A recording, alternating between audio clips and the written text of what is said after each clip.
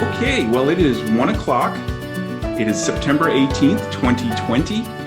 Welcome, everyone, to the Digital Learning webinar. My name is John Fauci, and I'm the Director for Special Projects at the UNC System Office.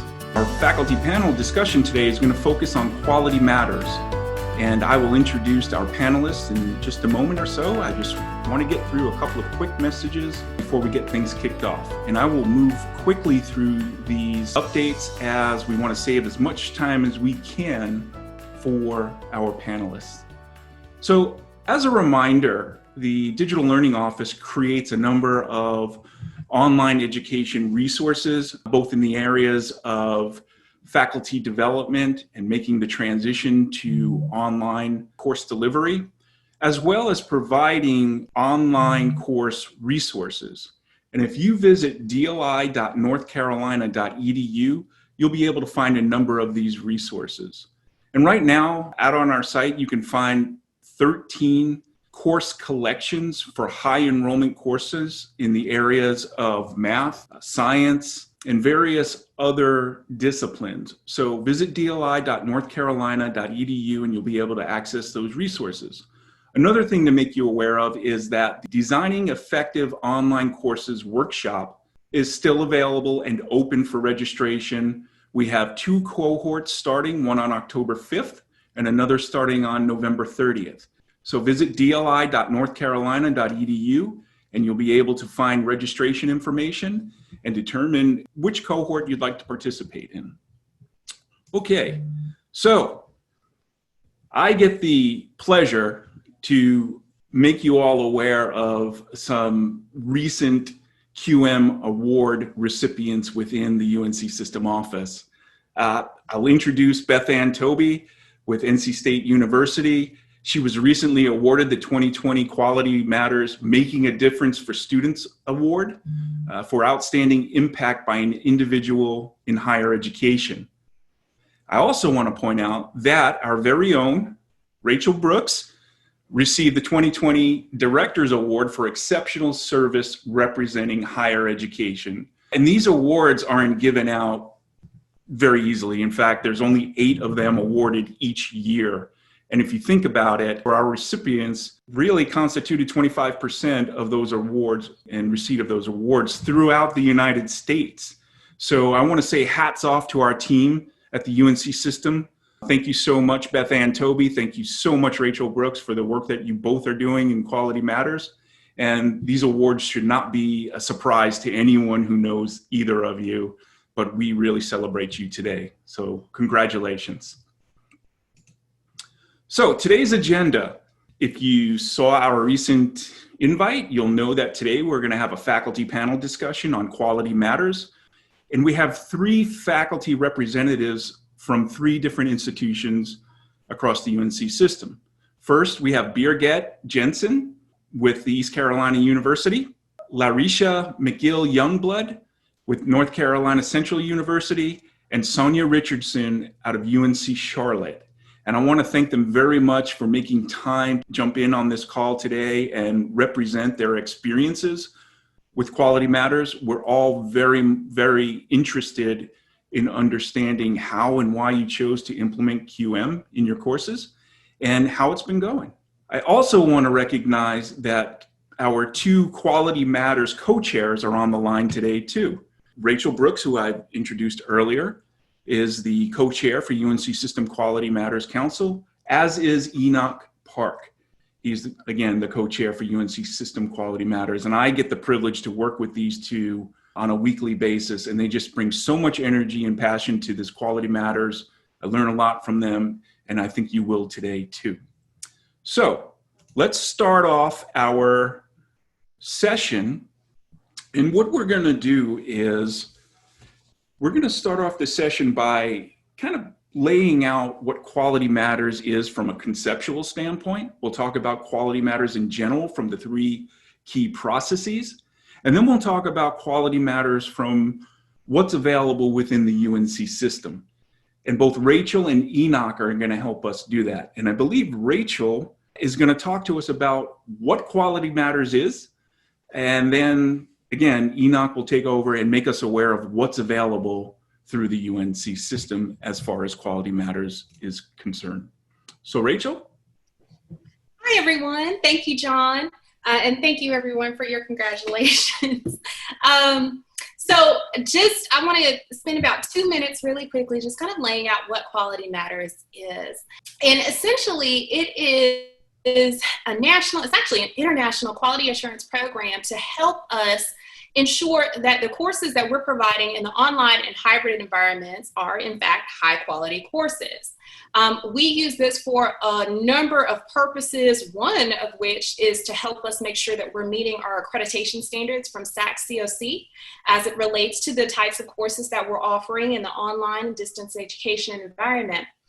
And the reason why Quality Matters is our go-to, essentially our package of choice, is because it provides not only professional development for our faculty, it offers us a collaborative and collegial way to ensure that we are using research-based best practices for how we teach, how we design our online courses. And also, although Quality Matters focuses on design, there's also guidance as it relates to how we teach our courses. So there is an online teaching certificate that they provide, but many of our campuses utilize the Quality Matters program and the standards that I'll talk about in just a bit to help us provide a foundation for consistent, high quality online learning experiences for our students as it relates to design. And then our individual offices build on that by talking about how that design is related to the instruction of online courses. So what we like about Quality Matters is the fact that there are, these 4 underlying principles. Like I said, it's collaborative. So the creation of the rubric that we use is done in a way that is, of course, research-based, but there is feedback and input provided by instructors who are experienced in teaching online.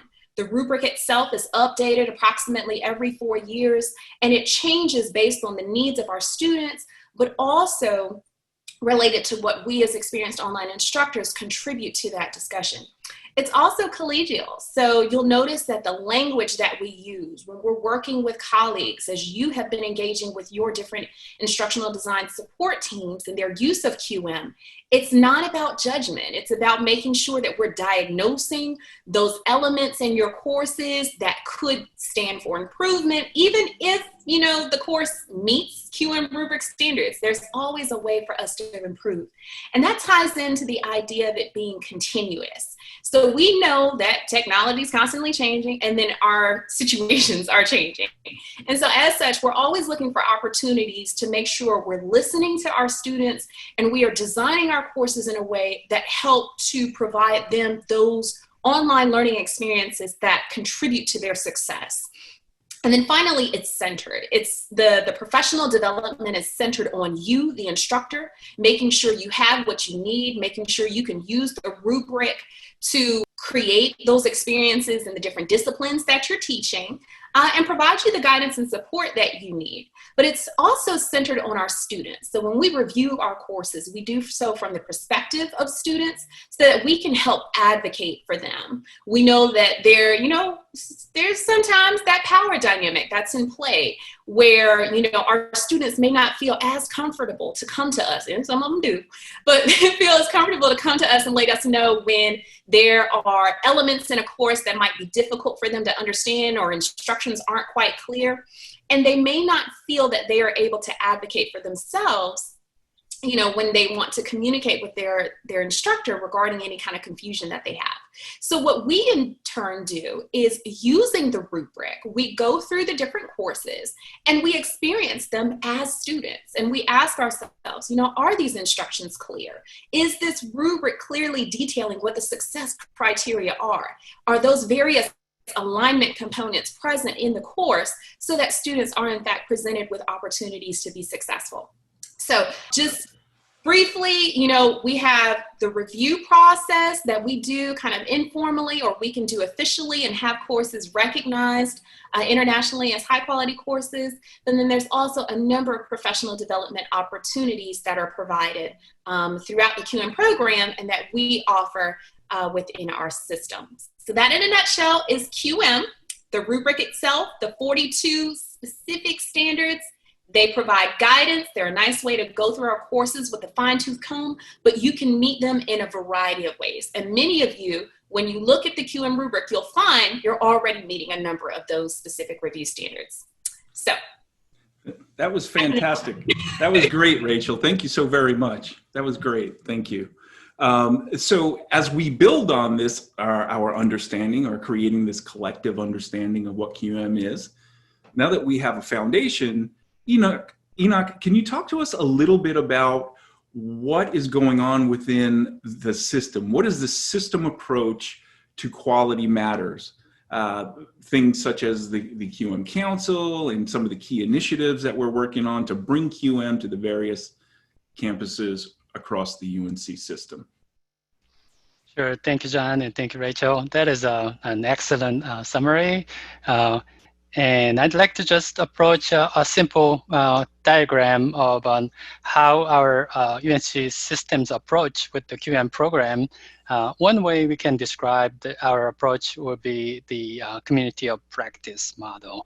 In this model, that brings that intentionally build community and work on the domain and build the practices, meaning that the community portion is that the we're building relationship built through the frequent discussion, activities, and also learning together. So, for example, if you have a cutting edge cell phone with you, but you're the only one that has a phone, what's the purpose? You cannot use it with another person. You have to have a partner and actually build a community who can share and use that for the purpose. And for that reason, we are building locally on our campuses and also within the system, and expand to the nationally and actually internationally expand the community who shares the same purpose and cause, which will be the domain of our model. That's the area of shared interest and key issues. Each and everyone here is interested in and devoted to assuring high quality online learning. And that's the cause that we are all working together, and we research together and find the ways how we can make that happen. And for that reason, QM shares the guideline. Using that guideline, we apply to our individual courses, individual programs, and campus. Each campus will use that. But that way we have a shared standards and languages together that we share how we see the best practices, how we define and assess the quality of online courses. And we build practices, which is the body of knowledge, and share the tools, which is the rubric that we are using as a guideline. Those working together as a synergy, that as a system-wide approach will bring a synergy in many different ways. First of all, again, back to the community, we are connecting to the national community of the researchers and fellow educators. Especially QM has a special emphasis on the faculty who teaches online, actually teaching online courses and share experiences. It's not a theoretical, well, it could be better, it could be good. No, you need to be an actual faculty who teaches online and brings that experiences toward the community and share with that. And also there is share and save resources. So as a whole national community as together build resources that can be shareable. If you are just pivoting or started the first ever online courses, you can use the emergency remote instruction tools. And after that, you can use bridges to quality. QM has provided a tool and step-by-step process how we can make sure each of the components will be helpful to increase your quality. Sure enough, once you are ready, then you can use the full rubric to address each component of the course to make the quality in your course, bring the quality in your course. And as we said, also there are accessibility, especially in this, the virtual instructions and online instruction that we're practicing. Accessibility is also an important area that we need to address. QM provides the hours course. It's called the AURS, free resources for your accessibility tools and resources.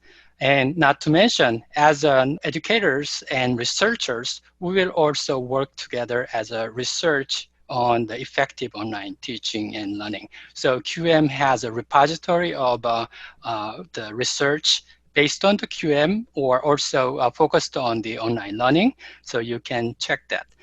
And as a practice, as we come as a group and consortium, especially throughout the system, working together actually helps us to save our cost.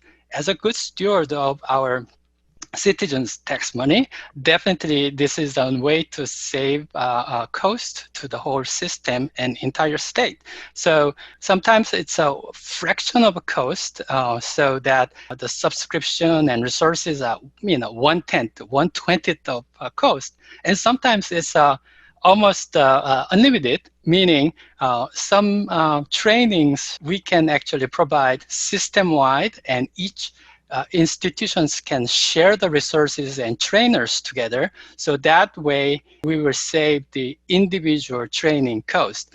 If you have 100 faculty to just train with the workshops, that will make $30,000. And with our own facilitators, we cut that into zero. So definitely trying to help, but the whole purpose of that is we work together, and you are also not alone searching and seeking the high quality, but we as a all and as a system approach together. Yes. Fantastic. Thank you so much, Enoch. And just a couple of quick things before we transition over to our faculty panel. Accessibility and assessment, online assessment, two things that you brought up there. We hear consistently throughout our digital learning community and the faculty who are participating in the UNC System Office Designing Effective Online Courses workshop. And Quality Matters provides a roadmap for those things. And in speaking with the faculty panelists this morning, these are some of the areas that we're going to address as well in these upcoming question areas. So let's make the transition. And let's start off with Larisha. Larisha, if you would tell us what led you to adopting Quality Matters? Why did you give it a first look and then actually make the commitment to applying Quality Matters? Thank you. So one of the reasons when I first started teaching, I was kind of all over the place, really, with what and how I wanted my learners to do in my courses. And, as instructors, we have in our minds what we want our learners to learn, what we want our students to do. But it may not, for me, it wasn't as effective because I wasn't really able to measure or observe if they were really learning what I want them to learn and take away from the course what I wanted them to take away from the course. So when Quality Matters was introduced to the university, North Carolina Central University, and then I started doing my own research, and I reached out to our Office of E-Learning and my wonderful colleague, Dr. Brooks, with her guidance and understanding Quality Matters, it really helped me to do self-assessment on my own course and how I was designing my course to be effective. And so I wanted my course to be effective. And so one of the things that stood out to me the most in learning about quality matters and designing an effective course was the importance of having actionable and measurable learning objectives. Because from there, then you can, as an instructor, that's when you can assign your different activities and assessments to actually observe and measure those actionable learning objectives. And so that is the one thing that stood out to me the most, on top of everything that Quality Matters offers, but that is one thing that stood out to me the most. And so then I was able to assign assignments, activities, exams, or what have you, and I could see that, okay, I would know what the student is getting out of that, doing that specific activity and the course itself. And it eliminated, when I tell you, streamlined the busy work that instructors, not all instructors, I have to speak for myself, tend to assign students, because we just give them a lot of stuff in the hopes that they'll learn what we want them to learn, but it's not really necessary. So that is what stood out to me the most, and why I wanted to, undergo understanding Quality Matters and actually going through the process of having my course reviewed, one of my courses reviewed, and to be Quality Matters certified. And I was so enamored with the process that I became a peer reviewer. And so it's had a ripple effect on me as a person, in my professional development, and also, of course, as an instructor. Fantastic. Thank you so much. Birgit, Larisha talked about creating learning objectives and making a more efficient workflow and creating and designing courses. Did you experience some of that? And what are some of the things that led you to implementing Quality Matters for your course? Yes, I can definitely piggyback on a lot of stuff that Larisha said. First of all, I teach German. So German language, culture, and literature. I had absolutely no need ever to go online, but my students kept requesting that the cultural learning that I was giving them in my language classes be widened up to a larger audience. They kept saying, my friends who are not even remotely interested in taking German would really appreciate if you could teach something like that too. And so I decided then to propose a course which is in our concentration, our department, which is Global Studies. At that point, it was called FORL 1060. It was a course that I could redesign the way I wanted to. And I thought that I could reach a larger number of students if I went online. So when I started thinking about how to design the course, I realized I knew nothing about online teaching at all. I was always face-to-face, right? And it so happened then that Quality Matters was given on our campus as a summer webinar, or not webinar, a real seminar. And I did that, and I was just in love, just like Larisha said. I mean, I saw the rubric and the standards, and I thought, this is so cool, because it just gives you exactly the guideposts what you need on designing your course. So that is how I got to everything. And then, to piggyback again on what Larisha said, is when I was designing my course, because I had these guidelines already in front of me, I could avoid a lot of the busy work that we tend to give in the foreign languages, right? Because repetition makes you better, right? So my tendency may have been to give many more readings or assignments or other activities in my online course had I not had this guidepost. I want to share with you what my course map looked like. Because once I got invited to submit my course for a review, one of the first things that I was asked is, do you have a course map? And I thought, what the heck is that? I've never even heard of this before. This is how Quality Matters prevented me from assigning busy work and actually drill down to the significant amount of work that students should be doing. So you can find this course map template online. It's simple, just Google it, and you just plug in your information here. So I knew that for this course, I had to fulfill a humanities outcome, 3 humanities outcomes and 2 global diversity outcomes, because those were associated with that course shell that I inherited. And so this is the crux of the work. This was just utterly amazing to me. I had never done this before because I had always just fulfilled the curriculum that was set in the textbook. And now I realized that I should have assumed a lot more instructor autonomy in all my other classes as well. So I learned a lot from just going through the Quality Matters process for teaching in general. But I mean, here is, for example, one module. And so when you do your course map, you have to say, which ones of the course outcomes this particular module will fulfill. But then inside of the module, you have specific module learning outcomes.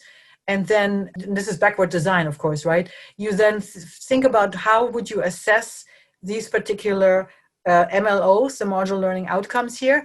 And in order for you to get to those outcomes, what are the activities that you will assign, and then what is the instructional material? So you can really streamline the process, and that was just eye-opening for me. This idea of having to account for what you're doing in a classroom rather than sort of pick an activity here and there and just hope that it hits the target. Right. So I think that's probably the most I should say about this. I'm going to stop sharing and hand the control over to you. Well, thank you, Birgit. We completely understand the intentionality of building with Quality Matters. Sonia, as we transition over to you, thoughts on what brought you to applying Quality Matters, and what I'm picking up from both Larisha and Birgit is that there's excitement when going through this process. So if you could maybe talk about that as well, that would be helpful, I think. Absolutely. So thanks again for having me for today's webinar. So I have an interesting experience that may be common to some people on the call. So I actually started out as a skeptic. And I say that because in 2017, I attended Designing Your Hybrid course. And so my background is social work. So I teach in social work. It's a very clinical profession. And so sometimes you'll hear clinical professions say it's not possible to do online when it's about working with people directly. And so there was some skepticism going into it. And I took the online course, and it was a Designing Your Hybrid course. And I remember walking away from that course. It was great content. I love the rubric. But I thought to myself, oh my goodness, this is overwhelming. It's too much. I don't know what to do with this. And so I initially had the questions and the doubts. And then 2018, I took another workshop applying the QM rubric, and I had an opportunity also to work with an instructional design person from our Center for Teaching and Learning. And being able to talk with a fellow colleague who understood QM could help me understand how to apply it. Also having someone who showed me how it's possible to innovate and be creative and create new learning opportunities for students through using the QM rubric. It really just helped to seal my excitement for QM. So I did not start off with the excitement. I was a skeptic. There were other skeptics in my area. And I would say that what we found is that through really just understanding the rubric, then being able to take the applying the QM rubric class. And then I had an opportunity recently this year to complete the QM teaching online certificate program. Hands down, amazing experience. I am a QM champion. I am sold. It has worked, and it has really been a wonderful experience. I agree with some of the other panelists in that it helps to have a common language. So now in our department, we're able to talk alignment, and we all know what we're talking about, and we all know what type of alignment we're looking for. And so it's been a really good experience for me, and I am a champion and cheerleader now, but I honestly can't say I started there. Well, that it's really interesting your perspective. I guess for the three of you, because I think when most people think about standards, they think about, oh no, I'm going to be placed into this box and I'm going to follow this number and go to that number. But it sounds like, and I don't want to speak for all of you, but I think what I'm hearing is it actually is giving you a platform to be creative with your content and with your instruction. And it's really not stifling what you want to do. It's opening up more things for you. Is that accurate? Yes, I would say that is very accurate. In going through the process of having my course reviewed through QM, you know, it brought some creativity and innovation in me that I was like, oh, wait a minute. I could implement this tool to help students learn, you know. So for me, from the instructor point of view, it creates that excitement that we all need, I would think, you know, to continue teaching our learners, our students, especially when we are, you know, teaching the same course or courses every semester. It excites me when I can think of or I'm aware of other tools that can be used to meet a specific learning objective or outcome. Because if I'm excited, the students are excited. And it's an aha moment for me. I love it when students say, you know, Dr. Youngblood, I really like this. You know, that really helped me learn. That really helped me see where you were going with this theory. So, you know, that for me gives me joy. So I am a big fan of Quality Matters. Fantastic. So we started to talk about what led us to adoption. And Larisha, I think you kind of opened the door to our next topic of discussion. And that is, which QM have you found to be most valuable and why? And I want to thank Rachel for teeing that up, as well as Enoch as well for giving us a broader view of these tools. But which tools do you find most valuable and why? Specifically, what has helped me in addition to everything Quality Matters has to offer is, and I think you talked about this briefly in the introduction, was accessibility in our courses and making sure that the tools and assessments that we use and provide for our learners are accessible to all learners. And that's important, especially in an online format. Face-to-face, you know, if any of the learners have need an accommodation that helps them learn the material, it's easy to facilitate that in a face-to-face environment and make sure those learners have what they need. But in an online environment, you don't think about it as much. And so that has really helped me, you know, in creating my courses and designing my courses to make sure that every learner has the opportunity to assess the information. You know, the information is accessible, so they feel inclusive. I know Enoch talked about the community aspect. It's important to make sure that our classes include everybody and there's a community environment set, and that is done by making sure that all of the tools and assessments are accessible to every type of learner in our course. As I mentioned earlier, and the accessibility component is a very big need for additional information and training within the digital learning community. So thank you for discussing that. Birgit or Sonia, would you like to comment on the accessibility? I was going to comment a little bit on the assessment because you mentioned that as well. So I have found with the assessment piece that it really has helped to improve our assessments of students. So we have to align our courses with our national accreditation social work standards. And one thing within QM is attention to alignment, as Birgit showed us with that wonderful course map, being able to see that the course objectives align with the module learning objectives, which align with your instructional materials, which also align with your assessments. So what we've had an opportunity to do in social work in our department is because of these QM standards and how we are now in tune to alignment with our courses. We've worked with our Office of Accreditation and Assessment, and we've conducted research regarding the outcomes in our online courses compared to the outcomes in our face-to-face courses.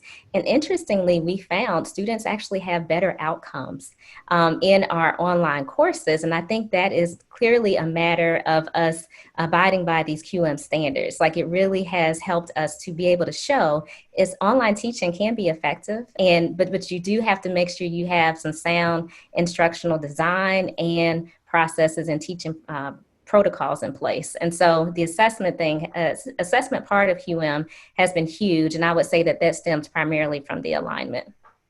Yes, I agree with you. The students were so enthusiastic because they were being guided in a very organized manner, and they were learning in aggregate, and in the end felt like they had really gotten something out of it. I mean, I had 150 students in my first time teaching this, and I was deluged in the end with emails about how much they enjoyed the course, and that this was, some of them said this was the first course in which they really truly got something for life out of it. And it's not necessarily me so much as it was really the guidance that I got from the Quality Matters process. I do want to share one more thing there, because you had asked what tool was important, and so what I want to show to everybody is, because some people, the standards that are also online, I mean, you can find them anywhere, right? Just so you understand, if you're thinking about using the Quality Matters rubric, the standards, that you can find them online, and you can redesign your course here. You see how this is, I think, the annotated rubric here. All of these things are explained in here in great detail. So as you're designing or redesigning your course, if you can just go through this form here and just apply some of the principles, I think you will realize, especially if you're redesigning your course, how some of the things that you have done in your course may have been all over the place and just needed to be trimmed and put back into some sort of direction to follow. So that is the tool that I got out of it a lot, besides also the accessibility. That to me was amazing. So I'm going to quit sharing. Well, maybe I should show real quick too. So what happens is, when you are being reviewed, you get these really great reports, right? So this was my interim review report. And for example, here, there was something that I hadn't met. This was standard 4.2. It was an essential standard, so you had to meet it. I hadn't, during the first review, I hadn't met it yet. And then you see the reviewer recommendations here and the suggestions for improvements. And then, so you have 3 reviewers, right? So what they're all saying here. And this is done in such a collegial, helpful, supportive manner. It's not like you're going through some inquiry, or inquisition. It is more like a building process, a constructive process, right? From which you learn. And that was, to me, also a very helpful process to go through. I'm going to stop sharing and hand the control over again.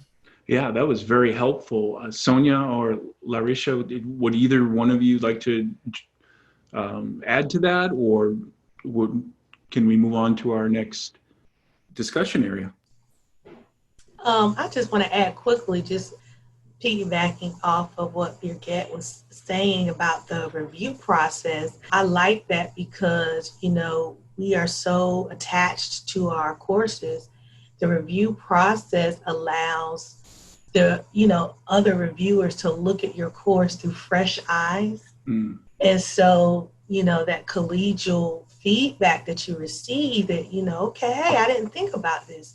When they're making recommendations on how to improve your course, that's the part that I like too, because it allows other people to look at it through those fresh eyes, because we are so attached to our courses and the material.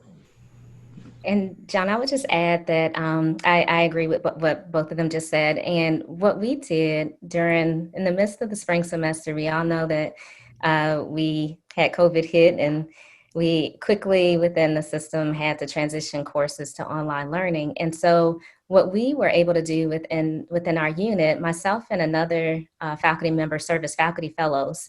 So we're QM faculty fellows for our university. It means we've had some additional training, expertise. We come together as a group and process some areas where we can strengthen our skills. But long story short, what we were able to do during the transition is the spring is we did some informal peer reviews of courses.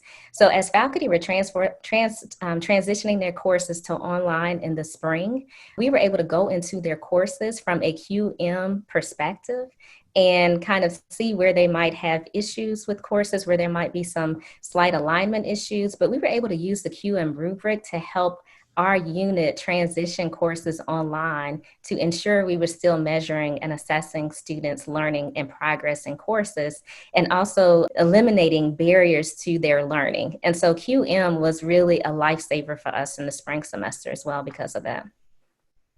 That's really important feedback. Thank you.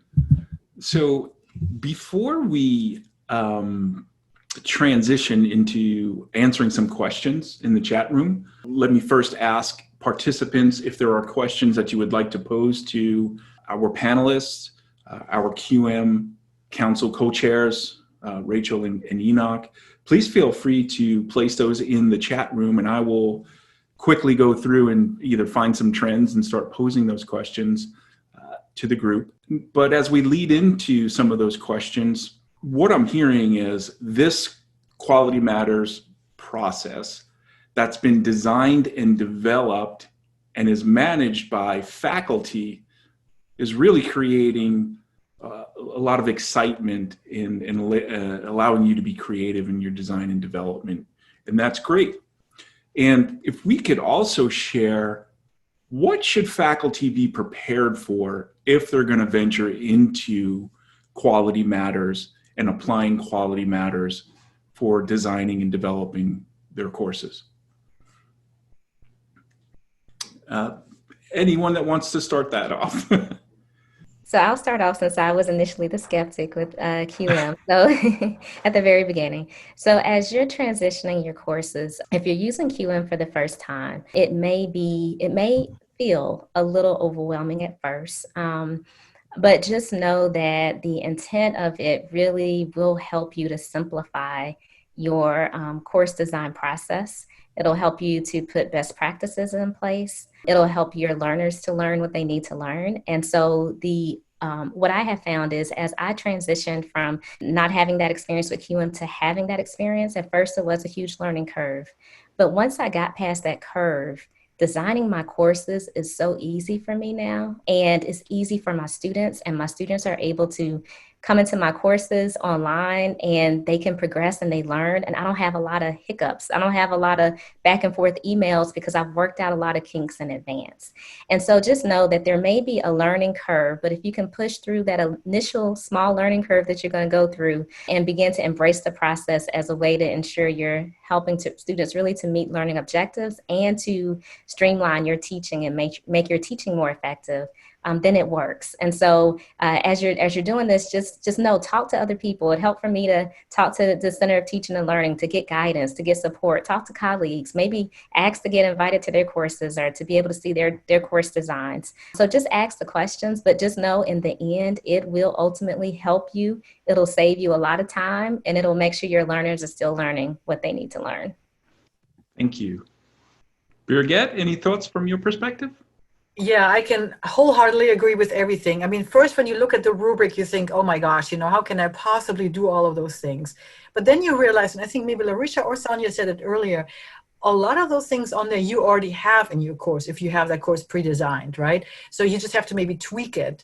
And if you could just overcome that inner inhibition of having to interpret what the standards are saying and then applying it, you will find that it's really not that much work, but that the work that you do is highly necessary to make it a good course and is very productive.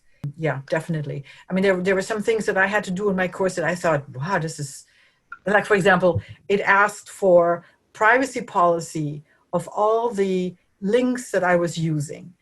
That took me a whole day just to look up all the links. But, it was a very interesting experience. And I'm sure that my students probably don't care about that, right? But I now know which of the links maybe had dubious privacy policies, and I eliminated those, right?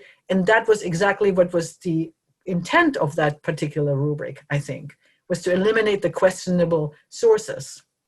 And I would just add to my colleagues' statements, just be open to the process. Be open to the process. I think if you come in with an open mind and, continuous improvement as one of the, goals of Quality Matters, the light bulb will go off for you. This is it's not a punitive type of process. This is a way to help us as instructors improve on our, how we facilitate our courses, specifically online.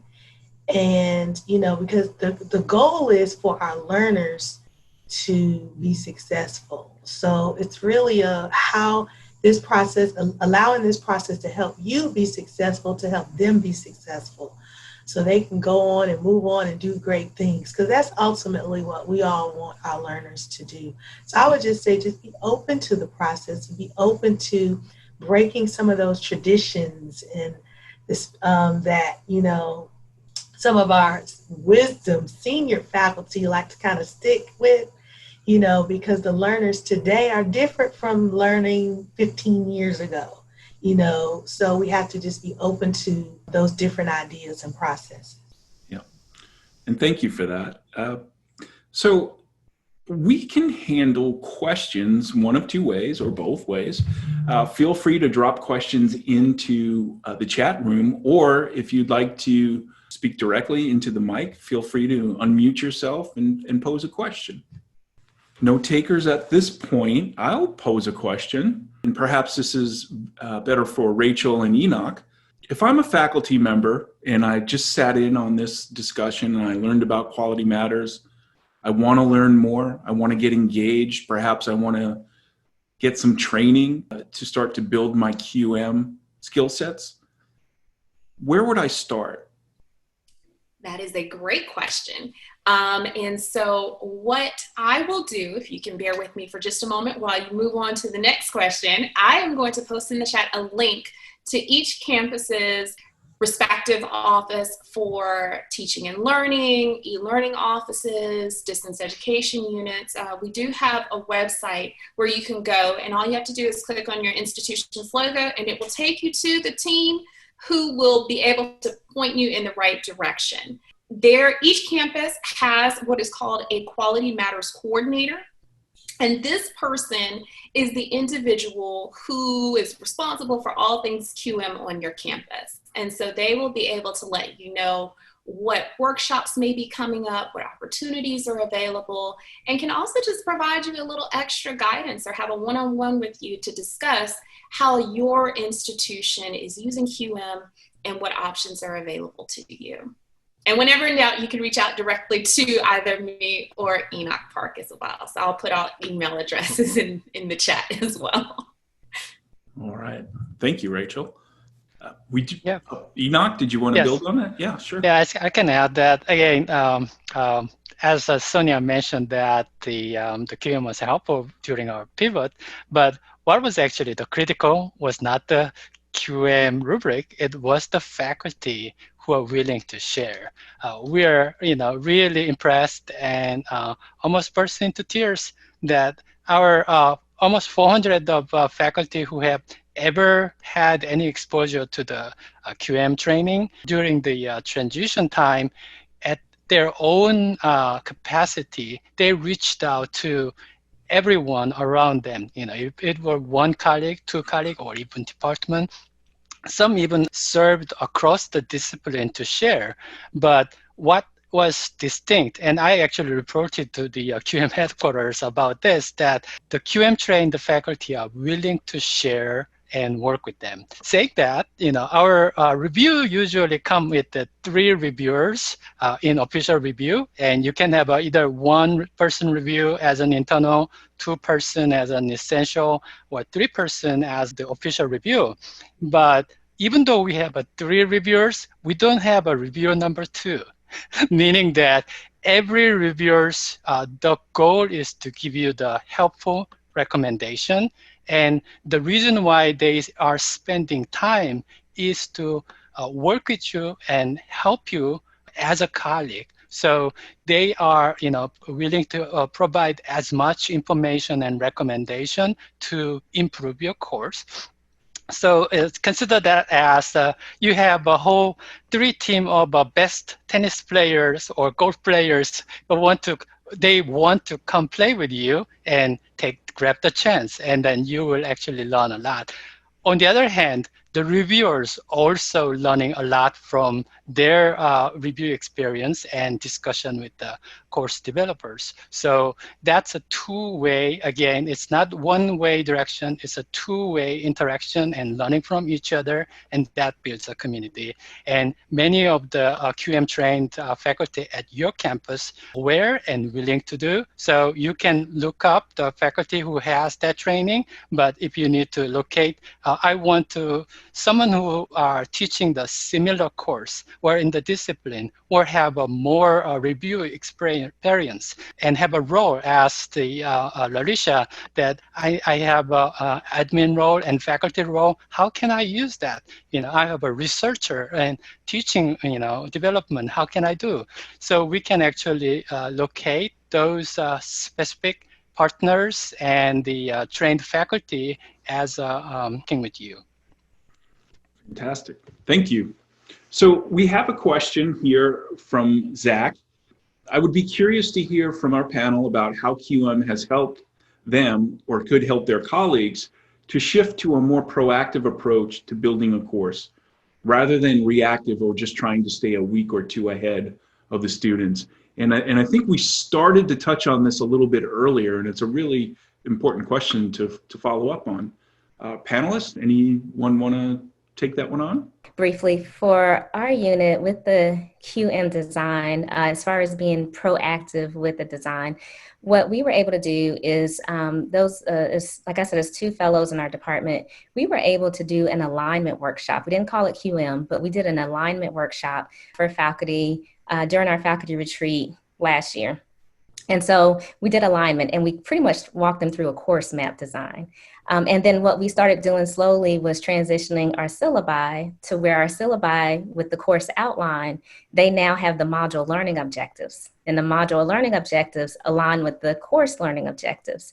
And so in transitioning the syllabi, you now have that forward thinking and planning for the alignment in your course. And then we also adapted Canvas course shells, which are Canvas courses that are QM designed in that they have the basic QM required essentials, the orienting your learners to the course, the policies, procedures, for privacy statements. We have those as course shells. So when faculty are teaching courses, they get a course shell that already adheres to the QM design that allows them to then continue to build their course. And so we've implemented some templates and some designs to really help advance QM for our faculty who may not have that training.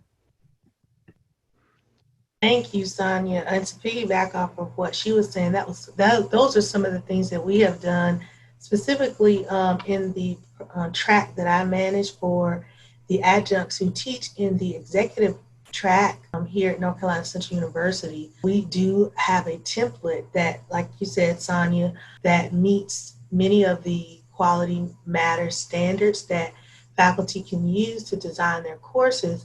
And another tool that I share with them is a checklist that was developed by our Office of E-Learning to ensure that faculty have these basic things in their course as they're designing their courses. So that has been really helpful. This past summer, several of the adjuncts that I manage went through one of the Quality Matters courses facilitated by Dr. Brooks, Improving Your Online Course.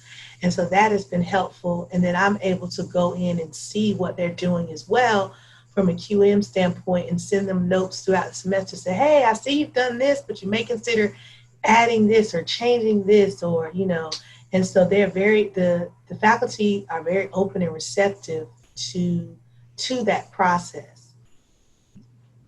Great. Thank you. There's another question here, and that is, what is the connection between Quality Matters and the Designing Effective online courses offered by the UNC System Office?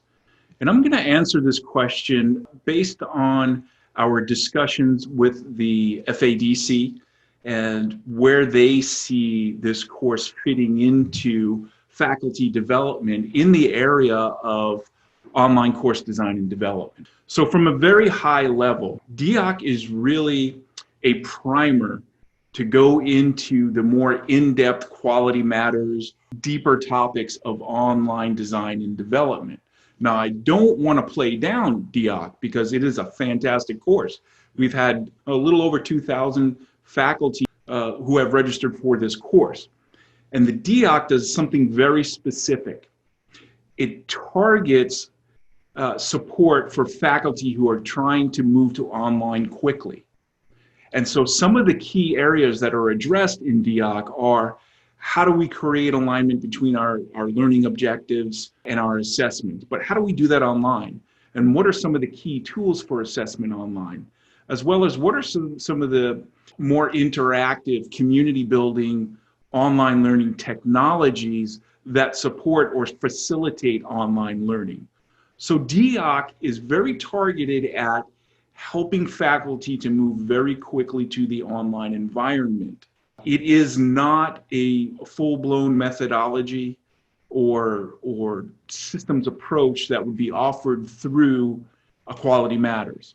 However, it is based on principles of Quality Matters, backwards design, Bloom's taxonomy for aligning learning objectives and assessing learning at various levels.